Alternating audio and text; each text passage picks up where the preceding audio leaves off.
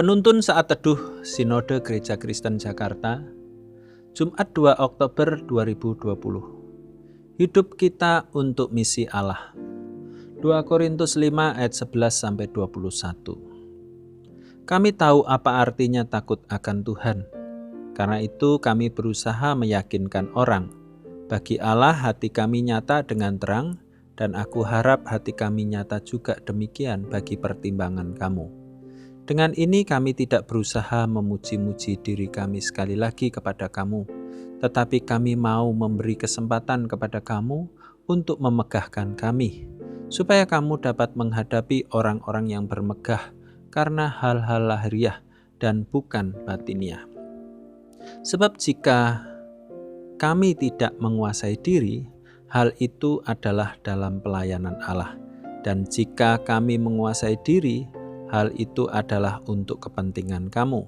Sebab kasih Kristus yang menguasai kami, karena kami telah mengerti bahwa jika satu orang sudah mati untuk semua orang, maka mereka semua sudah mati.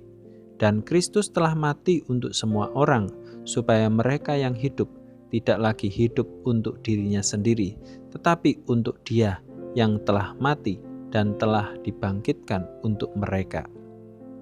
Sebab itu kami tidak lagi menilai seorang juga pun menurut ukuran manusia, dan jika kami pernah menilai Kristus menurut ukuran manusia, sekarang kami tidak lagi menilainya demikian. Jadi siapa yang ada di dalam Kristus, ia adalah ciptaan baru. Yang lama sudah berlalu, sesungguhnya yang baru sudah datang. Dan semuanya ini dari Allah, yang dengan perantaraan Kristus telah mendamaikan kita dengan dirinya, dan yang telah mempercayakan pelayanan pendamaian itu kepada kami. Sebab Allah mendamaikan dunia dengan dirinya oleh Kristus dengan tidak memperhitungkan pelanggaran mereka. Ia telah mempercayakan berita pendamaian itu kepada kami. Jadi kami ini adalah utusan-utusan Kristus, seakan-akan Allah menasehati kamu dengan perantaraan kami. Dalam nama Kristus kami meminta kepadamu, berilah dirimu didamaikan dengan Allah. Dia yang tidak mengenal dosa telah dibuatnya menjadi dosa karena kita, supaya dalam Dia kita dibenarkan oleh Allah. Hudson Taylor, tokoh misi yang terpanggil untuk menjangkau jiwa di daratan Tiongkok sekitar tahun 1850. Ketika berumur 21 tahun, dia telah memberikan teladan bagaimana melayani dengan sepenuh hati. Perjalanan yang jauh dari Inggris, dia tempuh dalam waktu berbulan-bulan untuk mencapai daratan Tiongkok. Beratnya tantangan dalam perjalanan hampir merenggut jiwanya. Namun hal itu tidak membuatnya ciut dan mundur. Saat ini kita bisa melihat buah dari pelayanan misinya. Tuhan memberkati pelayanannya. Pengorbanan Hudson Taylor tidak sia-sia.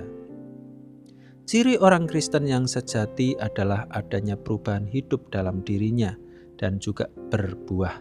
Salah satunya adalah buah pelayanan. Melayani merupakan rancangan Tuhan sejak semula. Dia menjadikan manusia untuk melayani dan memuliakan namanya. Kita diciptakan Tuhan untuk sebuah misi.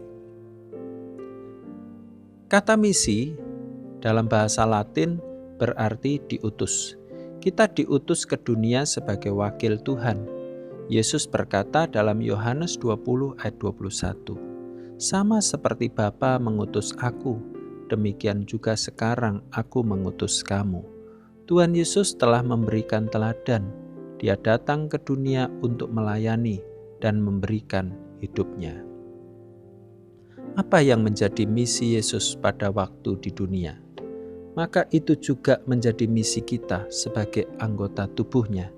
Perlu kita sadari bahwa misi Allah ini bukan hanya untuk dilakukan oleh para hamba Tuhan, melainkan kita semua yang percaya kepada Yesus. Tuhan telah mengaruniakan karunia rohani untuk memperlengkapi kita dalam melayani bersama sebagai anggota tubuh Kristus. Karunia rohani tersebut merupakan anugerah Tuhan bagi setiap orang percaya. Karunia itu diberikan bukan untuk kepentingan pribadi, melainkan untuk kepentingan bersama. Kata Paulus, kepada tiap-tiap orang dikaruniakan penyataan roh untuk kepentingan bersama. 1 Korintus 12 ayat yang ke-7. Karunia rohani ini harus juga dipandang sebagai bagian dari memuridkan murid-murid Kristus yang ada di dalam komunitas tubuh Kristus. Misalnya, karunia menasihati. Karunia ini didasarkan dari firman Tuhan yang direnungkan dan ditaati, sehingga memberi pengertian yang benar dalam menyikapi hidup. Dalam memuridkan, karunia menasihati dapat berguna untuk memberi pengertian yang benar kepada orang-orang yang dimuridkan, supaya mereka bijak dalam menjalani kehidupan mereka sebagai murid Kristus. Ini juga bagian dari melayani dan memuliakan Tuhan. Memuridkan orang lain adalah bagian dari melayani dan memuliakan Tuhan. Di dalam memuridkan ini perlu karunia rohani untuk saling membangun sebagai anggota tubuh Kristus. Tuhan Yesus memberkati.